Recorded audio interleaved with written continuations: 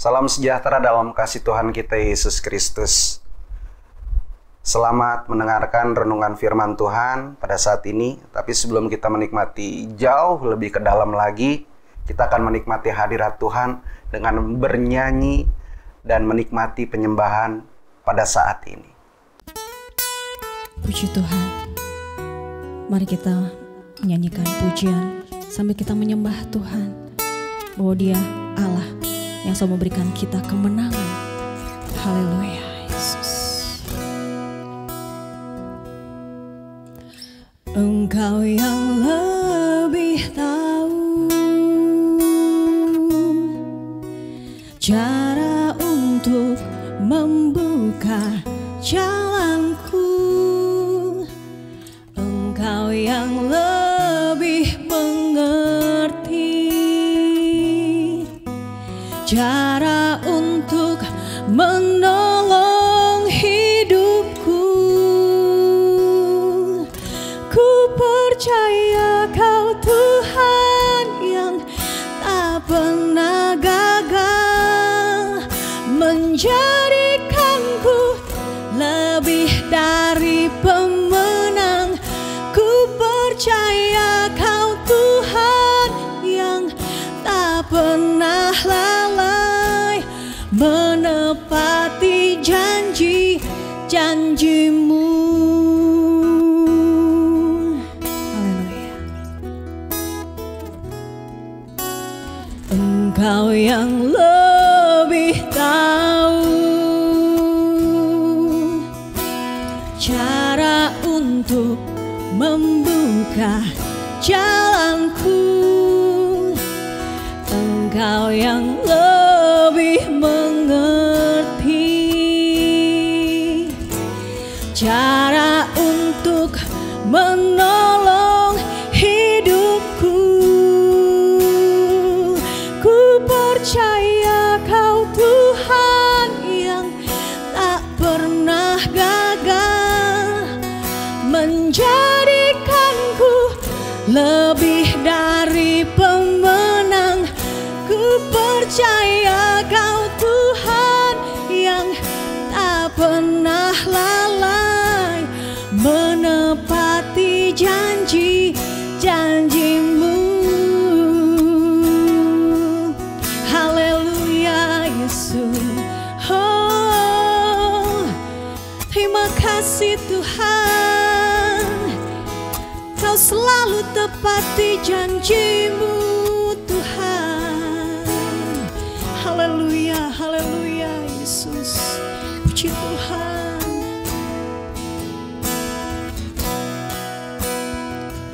Ku percaya Kau Tuhan yang tak pernah gagal menjadikanku lebih dari pemenang. Ku percaya Kau Tuhan yang tak pernah lalai menepati janji-janjimu. Haleluya, amin. Ku percaya Kau Tuhan yang tak pernah gagal menjadikanku lebih dari pemenang. Ku percaya Kau Tuhan yang tak pernah lalai menepati janji-janjimu. Menepati janji-janjimu. Menepati janji-janjimu.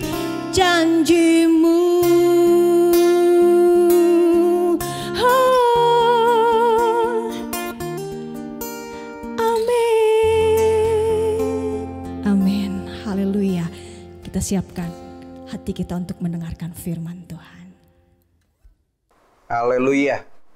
Sebelum masuk dalam renungan, kita tundukkan kepala, kita masuk dalam doa. Bapa yang baik, Bapa yang ada di dalam sorga, kami bersyukur hari ini Tuhan sudah bangunkan dengan kesehatan, kekuatan yang baru. Sebelum kami lanjut dalam aktivitas kami, Tuhan, kami mau mendengarkan sabda-Mu yang menjadi pedoman, yang menjadi nasihat, kekuatan dalam kehidupan kami. Oleh karena itu urapi kami, urapi hamba-Mu, agar apa yang kami nikmati sekarang ini, kami tetap kuat di dalam Tuhan dan diberkati sepanjang hari ini. Mengucap syukur di dalam nama Tuhan Yesus Kristus. Haleluya. Amin. Puji Tuhan. Pada pagi hari ini saya mendapat judul dari sebuah tema besar di bulan ini adalah komunikasi suami dan istri. Puji Tuhan. Kita masuk dalam renungan, kita buka Alkitab kita, atau Bapak Ibu Saudara-saudara dengarkan apa yang saya bacakan saat ini di dalam 1 Petrus pasal 3 ayat 1, 2, dan 7. Demikian firman Tuhan. Demikian juga kamu, hai istri-istri, tunduklah kepada suamimu, supaya jika ada di antara mereka yang tidak taat kepada firman, mereka juga tanpa perkataan dimenangkan oleh kelakuan istrinya, jika mereka melihat bagaimana murni dan salehnya hidup istri mereka itu. Ayat 7 untuk para suami. Demikian juga kamu, hai suami-suami, hiduplah bijaksana dengan istrimu.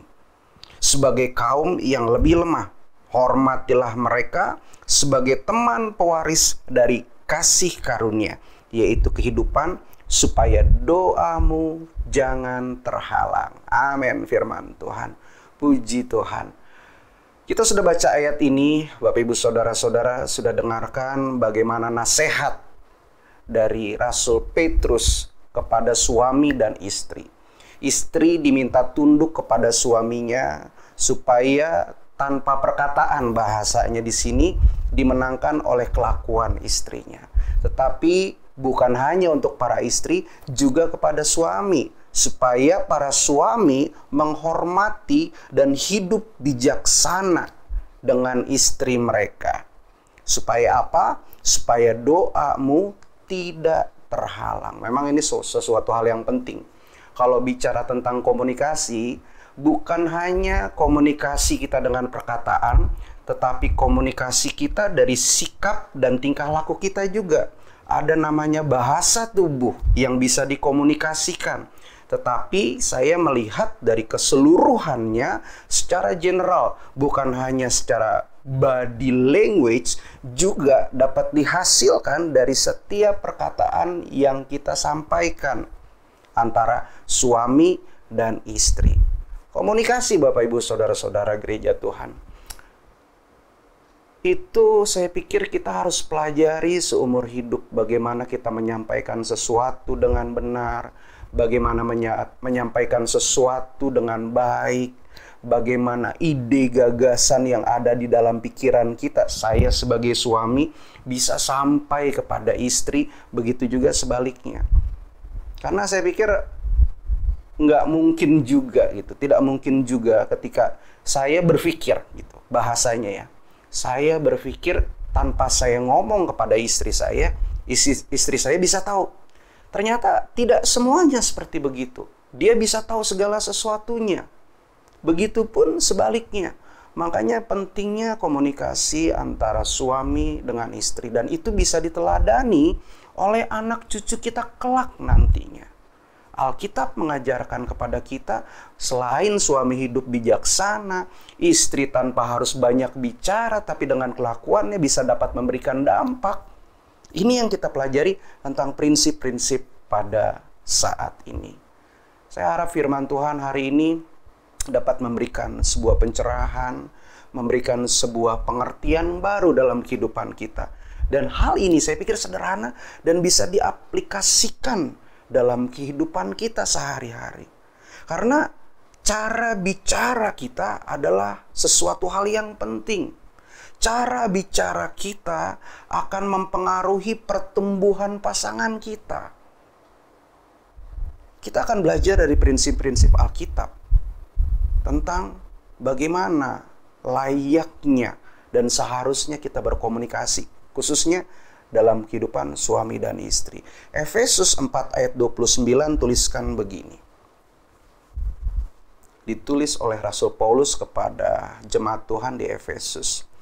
Janganlah ada perkataan kotor keluar dari mulutmu, tetapi pakailah perkataan yang baik untuk membangun di mana perlu, supaya mereka yang mendengarnya beroleh kasih karunia.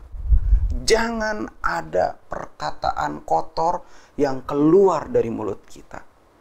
Karena banyak sekali sekarang ya, tanpa kita sadari, kita harus menjaga mulut kita dengan baik. Tanpa sadar, mungkin dalam situasi-situasi kita sebagai suami atau sebagai istri, dalam kondisi-kondisi tertentu, menghadapi tantangan atau ujian mungkin belum diketahui oleh pasangan kita. Emosi kita kadang tidak terkontrol dan terkendali, sehingga tanpa sadar kita mengeluarkan sebuah statement, perkataan kita tanpa kita sadari menyinggung pasangan kita. Itu saja bisa berdampak dalam hubungan sebagai suami dan istri. Apalagi sampai mengeluarkan perkataan-perkataan kesal, perkataan-perkataan yang mematikan seseorang, bahasa saya. Makanya di dalam KDRT, kekerasan dalam rumah tangga bukan hanya fisik, ternyata verbal pun bisa terjadi. Mematikan kehidupan mereka, pasangan kita. Bapak, Ibu, Saudara-saudara, kita mesti hati-hati sekarang ini. Iblis lagi mengincar hubungan suami istri untuk dipecahkan di akhir zaman ini. Kita harus hati-hati, terutama dalam hal berkomunikasi antara suami dengan istri. Jangan ada perkataan kotor keluar dari mulut kita, tapi pakailah perkataan yang baik. Karena setiap perkataan kita, tadi saya katakan, bisa mempengaruhi pertumbuhan kerohanian pasangan kita. Membuat bertumbuh atau mematikannya. Itu ada di dalam mulut kita. Karena di dalam mulut kita ada berkat yang bisa sampaikan, dan bisa juga ada kutuk yang dikeluarkan. Jangan sampai, dan tidak mungkin buat saya, di dalam mulut kita ada perkataan berkat dan perkataan kutuk. Saya berharap kita menyampaikan perkataan-perkataan berkat yang keluar dari mulut kita, supaya kita dapat melihat pasangan kita bertumbuh dalam kerohanian, bukan kita matikan kerohanian mereka. Itu yang kita pelajari saat ini. Menolong, bukan menghalangi. Nah, itu dia Bapak, Ibu, Saudara-saudara gereja Tuhan. Inilah yang disampaikan oleh Rasul Paulus kepada jemaat Tuhan di Efesus. Supaya perkataan baik itu keluar dari mulut kita, dan perkataan yang baik itu membangun. Dan semua yang mendengar, ataupun pasangan kita yang mendengar, beroleh kasih karunia. Satu lagi tentang prinsip komunikasi yang membangun dalam kehidupan suami dan istri. Di dalam Efesus 4 ayat 32, kita bergeser beberapa ayat dari Efesus yang tadi. Tuliskan begini Bapak, Ibu, Saudara-saudara. Tetapi hendaklah kamu ramah seorang terhadap yang lain, penuh kasih mesra, saling mengampuni, sebagaimana Allah di dalam Kristus telah mengampuni kamu. Puji Tuhan. Ramah, penuh kasih mesra, harmonis, dan saling mengampuni. Kalau ramah ya, kind ya, baik satu dengan yang lain dalam hubungan suami dengan istri, termasuk dalam cara berkomunikasi. Hal yang bagus. Harmonis ya. Kalau harmonis saya ambil dari harmonik ya. Ada di musik, di chord, ada namanya chord harmonik. Dia terdiri dari beberapa nada dan menghasilkan suara, bunyi yang menarik, bunyi yang indah. Nggak standar-standar saja. Saya percaya ketika kehidupan umat-umat Tuhan sebagai suami istri harmonis akan menghasilkan bunyi yang nikmat, yang enak didengar. Bukan bunyi piring yang terbang, pintu-pintu yang rusak, kaca-kaca yang pecah, tetapi sebuah nada yang indah yang menceritakan kasih Allah dalam kehidupan mereka. Juga untuk saling mengampuni. Kita sebagai suami istri tidak lepas, kita bisa bikin kesalahan. Tetapi bagaimana kita saling mengampuni satu dengan yang lain. Saya jadi teringat ada 3 perkataan yang memberikan dampak besar. 3 perkataan itu adalah terima kasih, tolong, dan maaf. Ya, itu dia. Sederhana, tetapi terkadang kita nggak tahu, mungkin sulit untuk mengungkapkannya ketika kita sudah dekat satu dengan yang lain. Ambilin itu tuh. Bukannya, tolong ambilkan. Terima kasih ya. Thank you. Kalau bersalah, maaf. Atau enggak, maaf ya. Itu perkataan yang sederhana. Tapi saya percaya itu memberikan dampak dalam kehidupan kita. Caranya gimana? Saya ingat, mungkin saya kasih banyak ayat saat ini ya. Tetapi saya memberikan satu ayat lagi yang ada ditulis dalam Mazmur 141. Mazmur 141 tuliskan begini.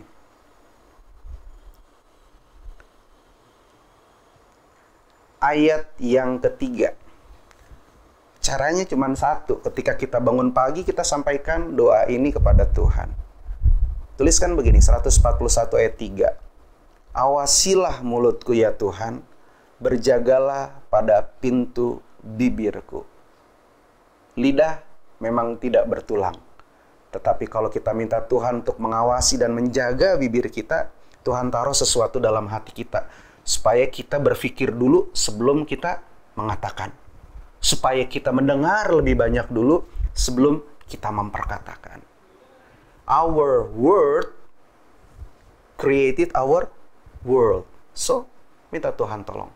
Dan hari ini kita akan berjalan bersama-sama dengan Tuhan dengan perkataan-perkataan yang luar biasa. Perkataan-perkataan yang berkat yang keluar dari mulut kita, buat istri kita, buat suami kita, buat anak-anak kita, bahkan orang-orang di lingkungan kita, dan mereka semua menikmati kasih karunia. Amin firman Tuhan.